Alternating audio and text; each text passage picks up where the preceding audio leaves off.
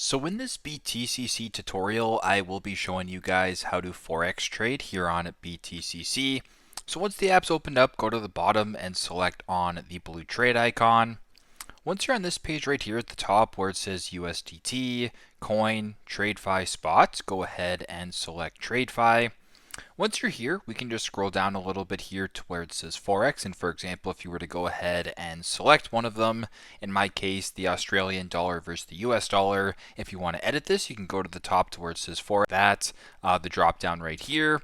Then you can slide this to where it says Forex right here, and then you can choose an exchange. So there's AUD to USD, euros to USD, there's the British pound to USD, as well as New Zealand dollar. So you can select whatever one.